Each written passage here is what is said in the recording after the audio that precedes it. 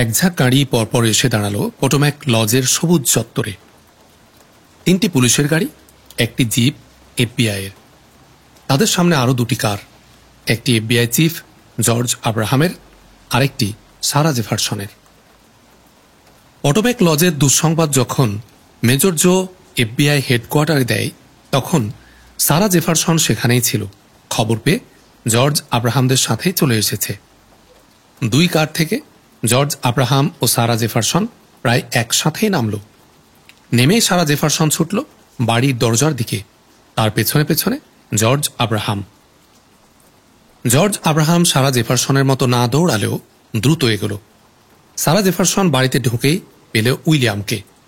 গাড়ির শব্দ পেয়ে সে বাইরে আসছিল। উইলিয়াম সারা জেফারসনকে দেখেই হাউমাউ করে কেঁদে উঠল। কাঁদতে কাঁদতেই বলল, বড় ম্যাডামকে সংজ্ঞাহীন অবস্থায় পাওয়া গেছে পেছনের বাগানে, আর স্যার নেই। সারা জেফারসনের মুখ মরার মতো ফ্যাকাশে, রক্তিম ঠোঁট দুটো তার কাঁপছে বুক থেকে উঠে আসা কোনো এক ঝড় চাপতে গিয়ে। কোনো কথা বলল না। দৌড়ে প্রায় টলতে টলতে সিঁড়ি দিয়ে উঠে গেল সারা জেফারসন। আহমাদ মুসার ঘরের দরজায় গিয়ে মুহূর্তের জন্য দাঁড়ালো। ঘরের চারদিকটা মনে হয় দেখল সে। তারপর ছুটে গেল আহমাদ মুসার বেডে। ব্যাকুলভাবে বালিশটা তুলল। বালিশের নিচে একটা রিভলভার ঠিকঠাকভাবেই পড়ে আছে। তারপর সারা জেফারসনের চোখ দুটো আছড়ে পড়ল বেডের পেছনের হ্যাঙ্কারে। না, সেখানে বাইরে বেরোবার সব shirt, T shirt, coat, pant সবই ঠিক আছে। এমনকি তার শখের কলমটি পর্যন্ত জামার পকেটে শোভা পাচ্ছে। সারা জেফারসনের ঠোঁটের কম্পন বেড়ে গিয়েছিল। তার চোখ খোলা, কিন্তু দৃষ্টি কোথায় যেন হারিয়ে গেছে। এ সময় ঘরে প্রবেশ করল জর্জ আব্রাহাম। জর্জ আব্রাহাম সারা জেফারসনের বিহবল অবস্থা দেখে বলল, সরি মিস জেফারসন, আমরা বোধ হয়। কথা শেষ করতে পারল না জর্জ আব্রাহাম। সারা জেফারসন না বলে চিৎকার করে উঠে ঢলে পড়ল বিছানার উপর। ছুটে গেল জর্জ আব্রাহাম সারা জেফারসনের দিকে। সংজ্ঞা হারিয়ে ফেলেছে সারা জেফারসন। জর্জ আব্রাহামের পরপরই ঘরে প্রবেশ করল পুলিশ প্রধান বিল বেকার। মিস সারা, সংজ্ঞা হারিয়ে ফেলেছে মিস্টার বিল। হুইস্কি, বিয়ার, শ্যাম্পেন যা পাও দেখো নিয়ে এসো অন্য ঘর থেকে। আহমাদ মুসার ঘরে তো এসব পাওয়া যাবে না। বিল বেকার বেরিয়ে যাচ্ছিল। ঘরে প্রবেশ করল উইলিয়াম। বলল, স্যার, বড় ম্যাডামের সংজ্ঞা ফিরেছে। সব শুনে উনি সাংঘাতিক কান্না শুরু করেছেন। ঠিক আছে, আমরা দেখছি। তুমি কিছু নিয়ে এসো পাশের ঘর থেকে। তোমার ছোট ম্যাডাম সংজ্ঞা হারিয়েছে, তার সংজ্ঞা ফেরাতে হবে। যাও, বলল জর্জ আব্রাহাম। কিন্তু স্যার, মদ জাতীয় কিছু তো পাওয়া যাবে না এই বাড়িতে, বলল উইলিয়াম। কেন? স্যার, এ বাড়িতে কেউ মদ খায় না। ছোট ম্যাডাম নন, বড় ম্যাডামও নন, আমরাও কেউ খাই না। কি বলছো তুমি? ঠিকই বলছি স্যার। স্যার মদ খেতেন না, তাই অন্য সবাই মদ খাওয়া ছেড়ে দিয়েছেন। বুঝলাম, তুমি ঠিকই বলছো। যাও, রেফ্রিজারেটর থেকে ঠান্ডা পানি নিয়ে এসো, বলল জর্জ আব্রাহাম। উইলিয়াম ছুটল পানি আনার জন্যে। আহমাদ মুসা সম্পর্কে যেসব অবাক করা তথ্য শুনেছি, তাহলে সব সত্যি। মাত্র কয়েকদিনের সান্নিধ্যে যদি জেফারসন পরিবার মদ ছাড়তে পারে, তাহলে ইস্টের মানুষ তার জাদু স্পর্শে অনেক কিছুই করতে পারে, বলল বিল বেকার। আহমাদ মুসার জাদু তার চরিত্র। তার চরিত্রে এমন একটা শক্তি আছে যা অতিশয় মানুষকেও নরম করে দিতে পারে। স্বীকার করতে লজ্জা নেই, সে মদ খায় না বলে তার উপস্থিতিতে কোনো মদের পাত্র আশেপাশে থাকলেও আমার লজ্জাবোধ হয়, জর্জ আব্রাহাম বলল। উইলিয়াম পানি নিয়ে ফিরে এলো। কয়েক মিনিটের মধ্যে জ্ঞান ফিরে পেল সারা জেফারসন। উঠে বসতে বসতে বলল, সরি। তারপর তোয়ালে দিয়ে চোখ মুছে বিছানায় পড়ে থাকা রুমালটা মাথায় দিয়ে বলল, সরি, এমন ঘটনার জন্য কোনোভাবেই প্রস্তুত ছিলাম না। ও আমার সাথে যেতে চেয়েছিল, কিন্তু আমি নিষেধ করেছিলাম। চেয়েছিলাম গত রাতের বড় একটা ধকলের পর একটু রেস্ট থাক। তখন কি জানতাম এমন কিছু ঘটবে? বলতে বলতে কেঁদে ফেলল সারা জেফারসন। কাঁদতে কাঁদতেই বলল, এখনো কিছু করতে হবে। তাকে উদ্ধার করতে হবে বর্বর পাষণ্ড খুনিদের হাত থেকে, বলে সারা জেফারসন তার মোবাইল বের করল। জর্জ আব্রাহাম জনসন ও পুলিশ প্রধানের দিকে মুখ তুলে, এক্সকিউজ মি স্যার, বলে মোবাইলে একটা কল করল। ওভার থেকে সাড়া পাওয়া বলল, আমি সারা জেফারসন, গুড মর্নিং বেঞ্জামিন। কিন্তু আমাদের সবার জন্য খারাপ খবর। আজ সকাল 8টায় আহমাদ মুসা তার কক্ষে ঘুমন্ত অবস্থায় কিডন্যাপড হয়েছে। তুমি সবাইকে জানিয়ে দাও। কাজে নেমে পড়ো, এটাই এখন আমাদের একমাত্র কাজ। আরও কয়েকটি কথা বলে টেলিফোন রেখে দিয়ে সারা জেফারসন বলল, sorry mister George Abraham, mister Bill Baker, টেলিফোনটা আমার জন্য খুবই জরুরি ছিল। বলুন আপনারা কি ভাবছেন? না মিস জেফারসন, টেলিফোনটা শুধু আপনার জন্য নয়, আমাদের জন্যও জরুরি। সবাই একসাথে এগোতে হবে। বলে একটু থামল আব্রাহাম জনসন। পরক্ষণে আবার বলে উঠল, আমাদের প্রথম ভাবনা হলো আহমাদ মুসাকে কিভাবে কিডন্যাপ করা হয়েছে। আলামত থেকে পরিষ্কার আপনি যেটা বলছেন, ঘুমন্ত অবস্থায় ক্লোরোফর্ম গ্যাস স্প্রে করে তাকে সংজ্ঞাহীন করে ফেলা হয়।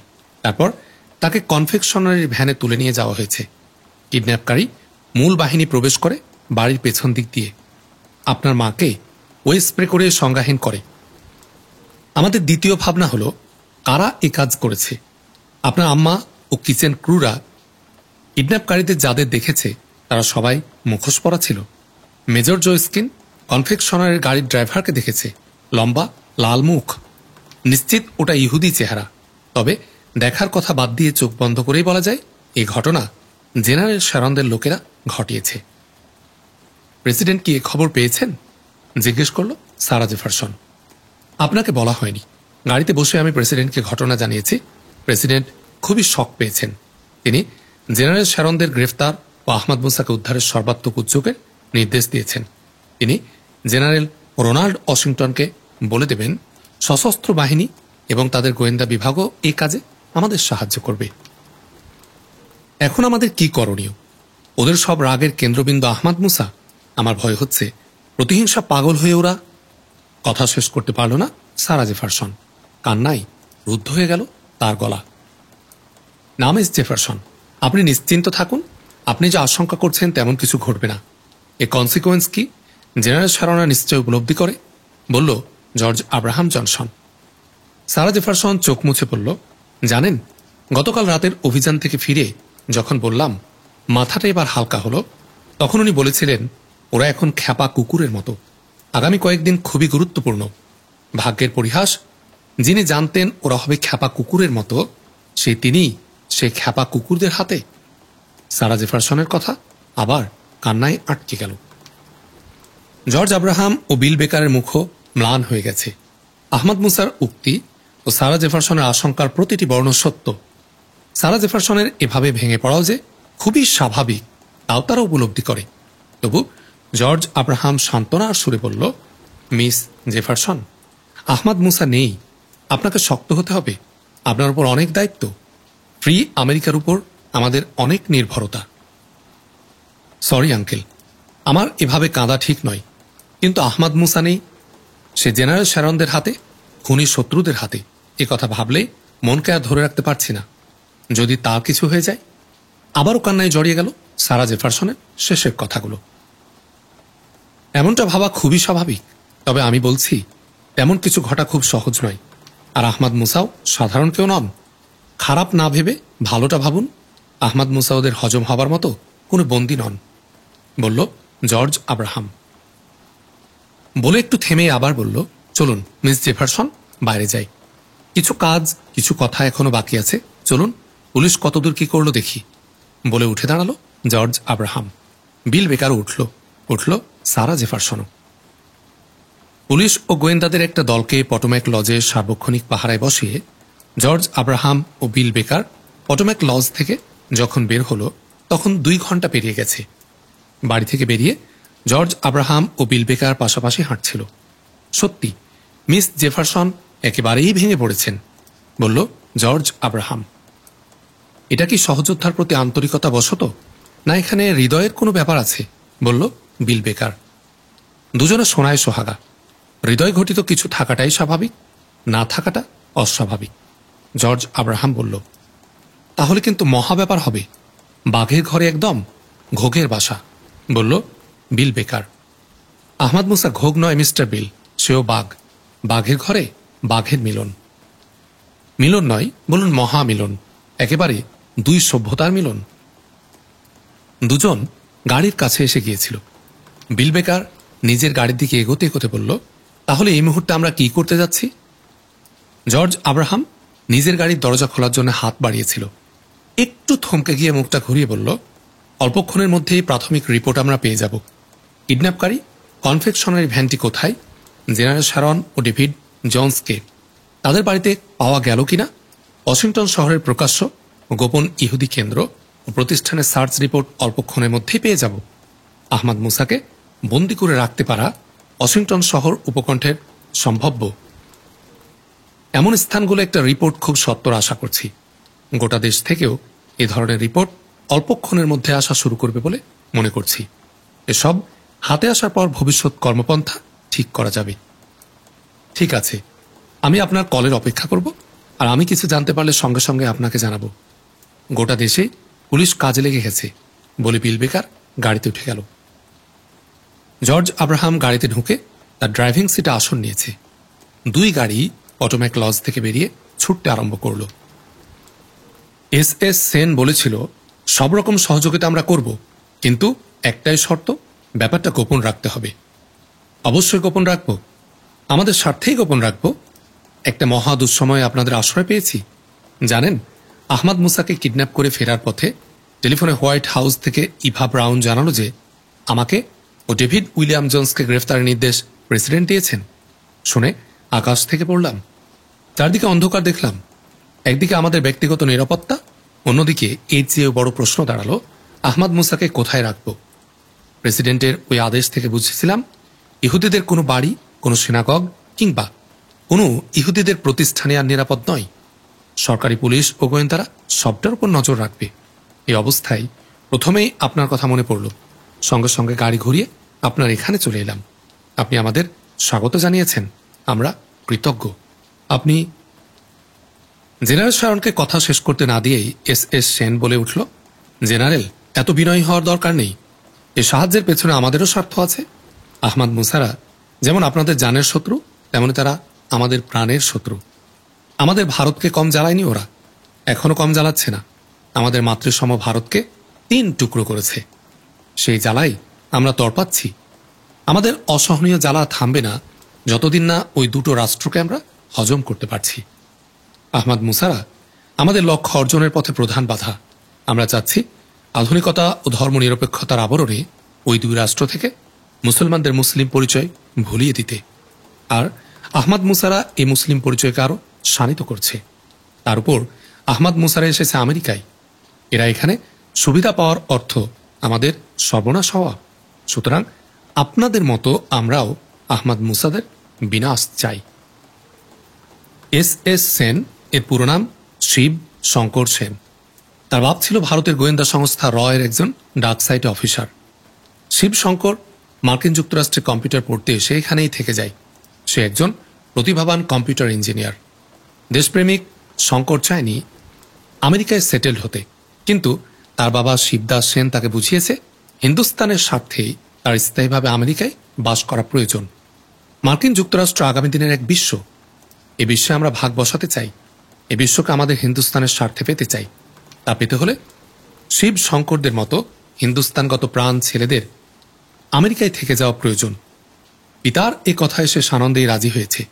ইঞ্জিনিয়ারিং পাশ করার পর সে চাকরি নেয় বিখ্যাত IBM কোম্পানিতে।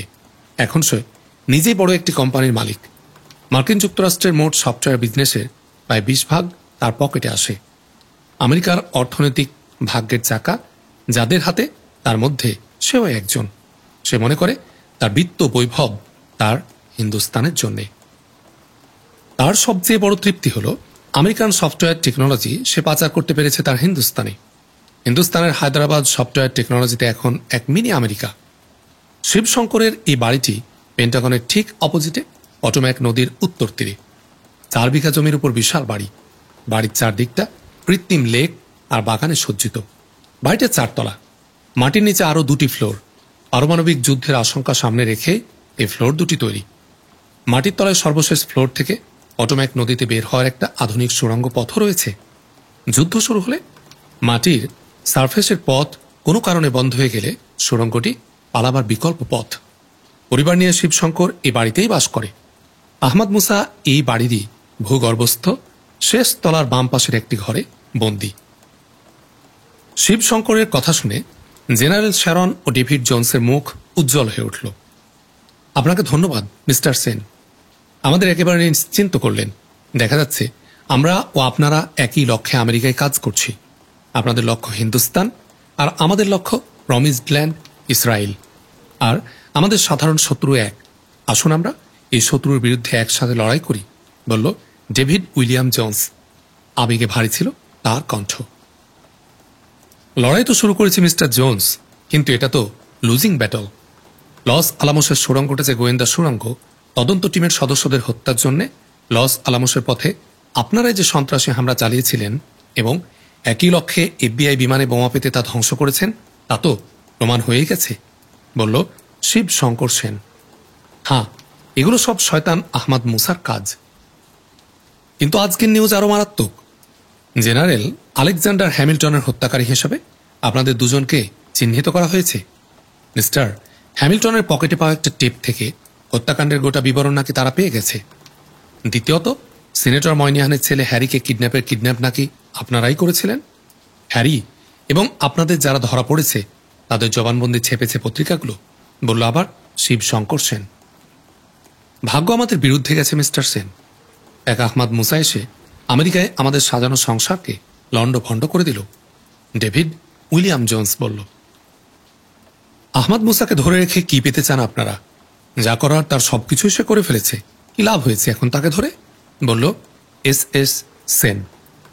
আপনি ঠিকই বলেছেন, তাকে ধরে আমেরিকায় কোনো লাভ আমরা করতে পারবো না, কিন্তু আমরা একটা প্রতিশোধ নিতে পারলাম। আমরা দুর্বল হয়ে পড়িনি, তাও বোঝানো গেল, বলল জেনারেল শ্যারন। কিন্তু এর মূল্যটা অনেক বড় দিতে হবে। তাকে ধরে মার্কিন সরকারকে একটা চ্যালেঞ্জ ছুড়ে দেওয়া হয়েছে। এই চ্যালেঞ্জ অবশ্যই মার্কিন সরকার গ্রহণ করবে। তার ফলে আপনাদের মুভমেন্ট এবং আহমদ মুসাকে বাইরে কোথাও সরিয়ে নেওয়া কঠিন হয়ে দাঁড়াতে পারে। কিন্তু যে কোনো মূল্যের চেয়ে আহমদ মুসা আমাদের কাছে মূল্যবান। তাকে নিয়ে আমেরিকার হয়তো দর কষাকষির কিছু নেই বটে, কিন্তু এশিয়ায় আছে। তাকে হত্যা করলে আমাদের জাতি যেন একটা স্থায়ী বিপদ থেকে মুক্ত হতে পারে, তেমনি তাকে হত্যা না করার শর্তে এশিয়া ও আফ্রিকার মুসলিম দেশগুলোর কাছ থেকে বড় বড় স্বার্থ আদায় হতে পারে। এমনকি ফিলিস্তিন উপকূলে গুড হোপ দ্বীপে ইসরায়েল রাষ্ট্রের নতুন যে প্রতিষ্ঠা হয়েছে তার প্রতিও স্বীকৃতি আমরা আদায় করতে পারি। তা পারা সম্ভব হলে ফিলিস্তিনের উপর গিয়ে ইসরায়েল রাষ্ট্রের পরোক্ষ অধিকার বর্তাবে, বলল জেনারেল শ্যারন। কিন্তু সেটা করতে হলে তো আহমদ মুসাকে আমেরিকার বাইরে নেওয়া চাই, বলল এস সেন। আহমদ মুসাকে যদি কোনো রকমে ইসরায়েল দূতাবাসে নেওয়া যায় তাহলে সহজে বাইরে পাচার করা যাবে, ডেভিড উইলিয়াম জোন্স বলে উঠল। খবরদার, এখন তাকে ইসরায়েল দূতাবাসে নেওয়ার নামও করবেন না। যে জায়গাগুলোতে সরকার এখন সার্বক্ষণিক চোখ রেখেছে তার মধ্যে অবশ্যই শীর্ষে আছে দূতাবাস। তাদের নজর এড়িয়ে এখন সেখানে একটা সূচও পাচার করতে পারবেন না, বলল এস সেন। ধন্যবাদ, আমরা সেটা আঁচ করেছি বলেই সেদিকে না গিয়ে আপনার এখানে আশ্রয় নিয়েছি। আপনাদের সেবা করার এটুকু সুযোগ দেওয়ার জন্য ধন্যবাদ, বলে একটু থেমে একটু চিন্তা করে এস সেন পুনরায় বলে উঠল। অবশ্য আমি অনেকটা একক সিদ্ধান্তেই এটা করেছি। আমাদের কমিউনিটি ফোরামে একটা ফর্মাল সিদ্ধান্ত এ ব্যাপারে হওয়া দরকার। কেউ কি আপত্তি করতে পারে বলে মনে করেন, জিজ্ঞেস করল উইলিয়াম জোন্স। সেরকম সম্ভাবনা নেই। আপনাদের সাথে আমাদের ভারতের সম্পর্ক তো আজকের নয়, সে আদিকালের। ভারত নানাভাবে কৃতজ্ঞ আপনাদের কাছে। আপনাদের আজকের যে পারমাণবিক শক্তি, কনভেনশনাল অস্ত্র তৈরিতে যে উন্নতি, তার ভিত্তি তো আপনারাই করে দিয়েছেন। আপনাদের সহযোগিতা না পেলে বহু আগেই আমাদের কাশ্মীর থেকে পাত্তাড়ি গুটাতে হতো। আমাদের কমিউনিটির কেউই এসব কথা ভুলতে পারে না। তাছাড়া ইতোমধ্যে আমি অনেকের সাথে আলোচনা করেছি, তারা সকলেই সোৎসাহে এ সিদ্ধান্তকে স্বাগত জানিয়েছে। সুতরাং চিন্তার কিছু নেই। ধন্যবাদ মিস্টার সেন, বলল ডেভিড উইলিয়াম জোন্স। আরেকটা কথা মিস্টার জোন্স, আপনারা আহমদ মুসাকে কিডন্যাপ করেছেন, এটাকে আপনারা কাউকে বলেছেন বা এই সম্পর্কে কোনো ঘোষণা দিয়েছেন, জিজ্ঞেস করল এস সেন। মাথা খারাপ? আমরা স্বীকার করতে যাব কেন? বরং আমরা আমাদের মিডিয়াকে বলে দিয়েছি আমরা আমাদের সন্দেহ করার প্রতিবাদ করছি, এটা যেন তারা জানিয়ে দেয়। তাছাড়া তারা যেন এরকম স্টোরি তৈরি করে যে আহমদ মুসা ইহুদি বিরোধী, তার স্বার্থ হাসিল করার পর নিজের ইচ্ছাতেই আত্মগোপন করেছে। এটা তার পুরনো অভ্যাস। যে জায়গাতে তার মিশন শেষ হয়ে যায় সেখান থেকে সেইভাবেই সরে পড়ে, বলল জেনারেল শ্যারন। ব্রাভো, অনেক ধন্যবাদ আপনাদের। তারা বিশ্বাস করবে না এই কথা ঠিক, কিন্তু আপনাদেরও নির্দোষ দাবি করার একটা পথ হলো এর ফলে। জনগণের অন্তত একটা অংশকে বুঝ দেওয়ার মতো একটা কথা পাওয়া গেল। এসএস সেন বলল। কথা শেষ করে উঠে দাঁড়াতে দাঁড়াতে এসএস সেন বলল, এখনকার মতো উঠি? অবশ্যই, অনেক সময় দিয়েছেন, অশেষ ধন্যবাদ। বাইরের ড্রয়িং রুম থেকে বেরিয়ে গেল এসএস সেন। লিফটটি বেসমেন্ট লাইব্রেরি প্রায় দরজায় এসে দাঁড়ায়। শশাঙ্ক সেন ও সাগরিকা সেন লিফট থেকে লাইব্রেরির দরজায় নামল। শশাঙ্ক সেন শিবশঙ্কর সেনের একমাত্র ছেলে এবং সাগরিকা সেন তার একমাত্র মেয়ে। দুই ভাই বোনের মধ্যে সাগরিকা সেন বড় এবং শশাঙ্ক সেন বয়সে ছোট। দুজনেই ওয়াশিংটন স্টেট ইউনিভার্সিটির ছাত্র, একজন ইতিহাস ও একজন কম্পিউটার বিজ্ঞানের ছাত্র। সাগরিকা সেন ইতিহাস ও শশাঙ্ক সেন কম্পিউটার বিজ্ঞানে পড়ে। মাঝে মাঝেই বেসমেন্টের লাইব্রেরিতে তাদের আসতে হয়। বাড়ির আন্ডারগ্রাউন্ড দুটি ফ্লোর বাড়ির উপরের অংশের একদম বিকল্প হিসাবে গড়ে তোলা হয়। বোমায় যদি বাড়ির উপরের অংশ সম্পূর্ণ উড়ে যায়, তাহলেও প্রাত্যহিক জীবন পরিচালনার সব কিছু সহ আন্ডারগ্রাউন্ড ফ্লোর দুটি অবশিষ্ট থাকবে। আন্ডারগ্রাউন্ড দুটি ফ্লোরের উপরেরটি স্টোর, কিচেন, অফিস ইত্যাদি, আর নিচের ফ্লোরটি শয়ন, লাইব্রেরি, ড্রয়িং এবং পারমাণবিক ধ্বংসযজ্ঞ সময়ের জন্য বিশেষভাবে তৈরি আশ্রয় কেন্দ্র হিসাবে গঠিত। দুর্লভ ও দুষ্প্রাপ্য ধরনের বই, পুস্তক, ডকুমেন্ট রাখা হয়েছে আন্ডারগ্রাউন্ড ফ্লোরের লাইব্রেরিতে। এসব বই ও ডকুমেন্টের খোঁজেই তার প্রায়ই আসতে হয় আন্ডারগ্রাউন্ড ফ্লোরের লাইব্রেরিতে। সাগরিকা সেন ও শশাঙ্ক সেন দুই ভাই বোন আজ দুষ্প্রাপ্য সেই বইয়ের খোঁজে আন্ডারগ্রাউন্ড লাইব্রেরিতে এসেছে। লাইব্রেরির দরজা খুলতে খুলতে সাগরিকা সেন বলল, মনটা আজ ভালো লাগছে না, মনে হচ্ছে মাথায় যেন অস্বস্তিকর বোঝার একটা চাপ। বাবা কেন বাড়তি বোঝা মাথা পেতে নেন? তুমি কিসের কথা বলছো দিদি? বুঝলাম না আমি, শশাঙ্ক সেন বলল। ভুলে গেলে কেমন করে এরই মধ্যে? বাবা একজন বন্দিকে এনে রেখেছেন না বেসমেন্টের এই ফ্লোরে? সাগরিকা বলল। না, ভুলিনি, এখন বুঝতে পেরেছি বলে একটু থেমে আবার বলল শশাঙ্ক সেন, সত্যি বলেছ দিদি, আমার মনে হচ্ছে কি জানো, মনে হচ্ছে এই ফ্লোরটা যেন এখন আর আমাদের নয়, কেমন একটা পরপর লাগছে। ঠিক বলেছ শশাঙ্ক, এই অনুভূতিটা আমারও, বলল সাগরিকা। আসলে ঘটনা কি দিদি? কে বন্দি, কেন বন্দি, এবং আমাদের এখানে কেন? মা বলতে চাচ্ছেন না, তবে মার সাথে বাবার কথাবার্তা আড়াল থেকে যতটুকু শুনেছি এবং মা দু একটা কথা যা বলেছেন তাতে বুঝেছি বন্দিটি ডেভিড জোন্স আঙ্কেলদের। ওদের অসুবিধার কারণে বাবা সাময়িক আশ্রয় দিয়েছেন মাত্র। ডেভিড জোন্স আঙ্কেল মানে এ বন্দি তাহলে ইহুদিদের? বিশ্বজড়িত কণ্ঠে বলল শশাঙ্ক সেন। একটু থেমে ঢোক গিলে আবার কথা বলে উঠল শশাঙ্ক। বলল, তুমি গত কয়েকদিনের নিউজ লক্ষ্য করেছ? কোন নিউজের কথা বলছো? বলল সাগরিকা। ওই যে আহমদ মুসার উপর ষড়যন্ত্রের ব্লেম দিয়ে খবর বেরোলো। খবরটা যদিও ছিল পত্রিকাগুলোর এক্সক্লুসিভ আইটেম, তবুও বোঝা গেছে খবরটা সরবরাহকারী ছিল ইহুদিরা। একদিন পর এই খবরের প্রতিবাদ বের হলো, দারুণ চাঞ্চল্যকর। তাতে লস আলামসের গোয়েন্দা সুড়ঙ্গ সহ সবকিছুর জন্য দায়ী করা হলো ইহুদি গোয়েন্দা সংস্থার ষড়যন্ত্রকে। খবরটা সাংঘাতিক হইচইয়ের সৃষ্টি করেছে। আরও তো দারুণ খবর বের হয়েছে কাল, বলল সাগরিকা সেন। কোন খবরটার কথা বলছো দিদি? জিজ্ঞেস করল শশাঙ্ক। কেন, জেনারেল আলেকজান্ডার হ্যামিল্টন খুন হওয়ার কথা, বলল সাগরিকা। ও পড়েছি।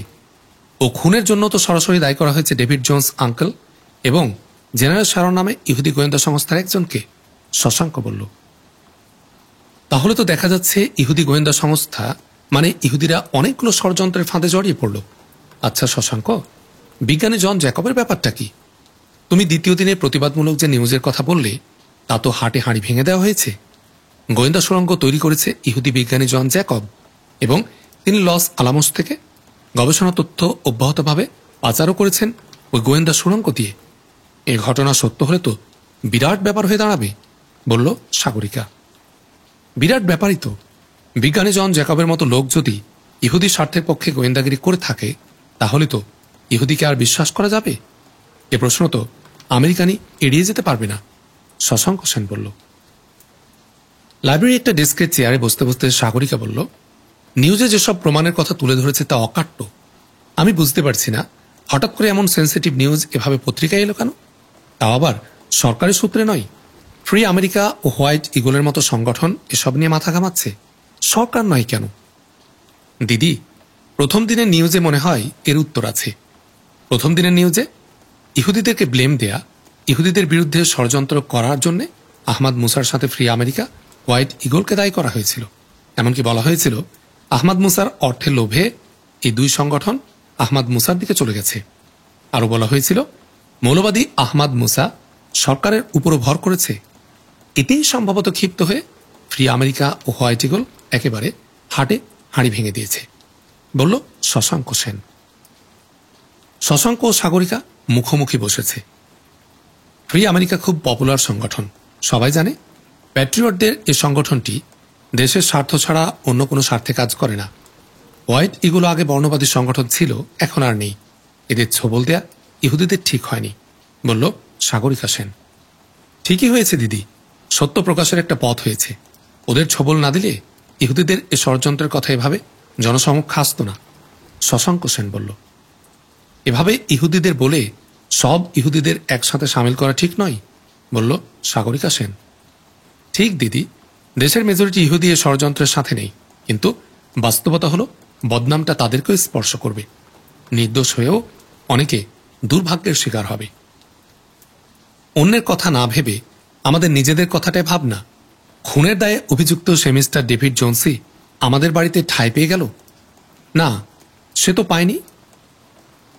একই কথা, তার বন্দীকে আশ্রয় দেওয়ার অর্থ কি? অর্থ কি এটা নয় যে আমরা মিস্টার ডেভিড জোনসের পক্ষ নিলাম? ঠিক বলেছ দিদি। ড্যাডি এটা কোন বিবেচনায় করলো বুঝতে পারছি না। তিনি তো এসব ব্যাপারে খুবই সতর্ক। সতর্ক বটে, কিন্তু তুমি তো জানো আমাদের পিতৃভূমি ভারতের সাথে ইসরায়েল রাষ্ট্র ও ইহুদিদের সম্পর্ক খুবই গভীর এবং পুরনো। অনুকূল প্রতিকূল কোনো অবস্থাতে এই সম্পর্ক নষ্ট হয়নি। আমেরিকাতেও ইহুদিরা ভারতীয়দের ঘনিষ্ঠ সহযোগী। ভারতীয়রা যে আজ মার্কিন যুক্তরাষ্ট্রে ব্যবসা বাণিজ্যে দ্বিতীয় অবস্থানে উঠে আসতে পেরেছে, তার পেছনেও ইহুদিদের আন্তরিক সহযোগিতা রয়েছে। কিন্তু তাই বলে জলজান্ত ক্রাইমের সাথে তো আপোস করা যায় না। তাও সাধারণ ক্রাইম নয়, দেশের বিরুদ্ধে ষড়যন্ত্র, যা পরিষ্কার রাষ্ট্রদ্রোহিতার পর্যায়ে পড়ে। ড্যাডি ওদের একজন বন্দীকে আশ্রয় দিয়েছেন, এর বেশি তো আর কিছু করা হয়নি। সম্ভবত বন্দীকে রাখার মতো ওদের কোনো জায়গায় আজ নিরাপদ নয়। এ অবস্থায় ওদের একটা অনুরোধ আমাদের রক্ষা করতে হয়েছে। এমন ক্ষেত্রে তো না বলা যায় না। বন্দী লোকটাকে কেন বন্দী সে? প্রশ্ন করল শশাঙ্ক সেন। কথা প্রসঙ্গে মাকে একবার বলতে শুনেছি যে বন্দীকে নাকি কোনো মূল্য দিয়ে মাপা যাবে না, এমন অমূল্য সে।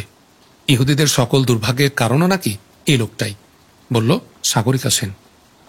তুমি যে বর্ণনা দিলে তাতে তো লোকটিকে দেখতে ইচ্ছে করছে। অমূল্য বন্দীটি দেখতে তাহলে কেমন? ঠিক বলেছ শশাঙ্ক। মার মুখ থেকে শোনার পর আমার মধ্যেও এই কৌতূহলের সৃষ্টি হয়েছে। একজন মানুষ এমন অমূল্য হতে পারে কেমন করে? আর একজন মাত্র একটা জাতির সকল দুর্ভাগ্যের কারণ হতে পারে কিভাবে? কিন্তু দেখার সুযোগ কিভাবে হতে পারে বলো তো? চিন্তা করছিল শশাঙ্ক। একটু পর হাসল বিজয়ের হাসি, বলল উপায় পেয়েছি দিদি। উপায়টা কি? উপায় হলো ভেন্টিলেটর। আমাদের পারমাণবিক শেল্টারগুলোরই কোনো একটাতে তাকে রাখা আছে। আর আমাদের পারমাণবিক শেল্টারের প্রত্যেকটা মূল কক্ষ বিচ্ছিন্ন দ্বীপের মতো। তার মানে চারদিকে যে কোনো দিক দিয়ে ঘরে যাওয়া যায়।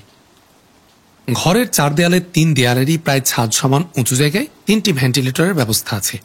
কিন্তু অন্য সময় ভেন্টিলেটর খোলা থাকার কথা। নিচে আমাদের অটো ল্যাডার আছে, সেটা দিয়ে উপরে উঠে ভেন্টিলেটর দিয়ে সহজে আমরা ঘরের ভেতর দেখতে পারি। সাগরিকা সেনের মুখ হাসিতে উজ্জ্বল হয়ে উঠল, বলল ধন্যবাদ শশাঙ্ক। খুঁজে পেতে তুমি একটা ভালো পথ বের করেছ। চলো উঠো, এক্ষণে যাব। সোৎসাহে সঙ্গে সঙ্গে উঠে দাঁড়ালো শশাঙ্ক। সাগরিকা উঠল। অটো ল্যাডারটি তারা দুজনে শেল্টারের পেছনের দেয়ালে নিয়ে এলো। পরপর 5টি ঘর, অথবা বলা যায় একটা বড় কক্ষকে 5টি কক্ষে বিভক্ত করে রাখা হয়েছে। একদম শেষের ঘর থেকে বন্দি অনুসন্ধান শুরু করার সিদ্ধান্ত নিল তারা দুজন। অটো ল্যাডারে একসাথে দুজন উঠে যায়। ল্যাডারে অটোমেটিক কন্ট্রোল প্যানেল রয়েছে। ল্যাডারে বসে তারা অটো কন্ট্রোল প্যানেলের একটা কিতে চাপ দিল এবং ল্যাডার বক্সকে পেছনের দেয়ালের এমন জায়গায় সেট করলো যেখান থেকে দাঁড়িয়ে ভেন্টিলেটর দিয়ে ঘরের ভেতরটা পুরোপুরি দেখার সুযোগ নেওয়া যায়। তাদের প্রথম উদ্যোগী সাফল্যের মুখ দেখল। ভেন্টিলেটরে দুজন চোখ লাগাতেই বন্দিকে ঘরের মেঝেতে একটা খাটিয়ায় শোয়া অবস্থায় দেখতে পেল। বন্দির মাথাটা বিপরীত দিকে থাকায় তারা বন্দির মুখ সহ গোটা চেহারাটা দেখতে পেল। বন্দিকে দেখে তারা দুজনেই হতাশ হল। বিশাল দেহের বিকট চেহারার কাউকে দেখবে এরকমই তারা আশা করেছিল। তারা আরও আশা করেছিল বন্দিকে ক্ষুব্ধ চেহারা বা হতাশ বদন নিয়ে বসে থাকতে দেখবে। তার বদলে তারা দেখল একজন ভদ্রলোককে, যাকে এই বন্দিখানার চেয়ে তাদের বিশ্ববিদ্যালয়ের ক্লাসে তাদের পাশে মানায় বেশি। ক্রুদ্ধ বা হতাশার বদলে প্রসন্ন মুখ নিয়ে শুয়ে আছে।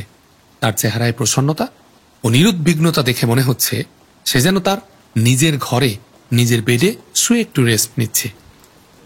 এমন ভদ্র একজন ছেলে সাংঘাতিক বিপজ্জনক বন্দী কি করে হয়, বলল শশাঙ্ক সেন। আমাদের ভুল হচ্ছে না তো? বন্দী হয়তো অন্য কোথাও আছে, যাকে দেখছি সে মনে হয় বন্দী নয়, বলল সাগরিকা সেন। হতে পারে, তাহলে অন্য ঘরগুলো কি দেখব, বলল শশাঙ্ক সেন। না, এখন নয়, পরে আসব। এর মধ্যে জানার সুযোগ হতে পারে যে বন্দী ছাড়া আরও কেউ আছে কিনা। ঠিক আছে, তাহলে চলো দিদি, খবর নিয়ে পরেই আসা যাবে। ল্যাডার বক্স চালিয়ে দুজনে নেমে এলো নিচে। ফিরে এলো তারা লাইব্রেরিতে। জেনারেল শ্যারন বলছিল, মিস্টার আহমদ মুসা, আপনি আমাদের জানেন, আমরাও আপনাকে জানি। আমরা আপনার সাথে একটা সন্ধিতে আসতে চাই, যদি আপনি রাজি হন। জেনারেল শ্যারন ও ডেভিড উইলিয়াম জোন্স দুজনে আহমদ মুসার সামনে দুটি চেয়ারে বসেছিল। দুজনের হাতে রিভলভার, আর তাদের পেছনে আরও চারজন আহমদ মুসার দিকে স্টেনগান তাক করে দাঁড়িয়ে আছে। আহমদ মুসা বসে আছে তার খাটে, দু পা উপরে তুলে, অনেকটা যোগাসনের মতো।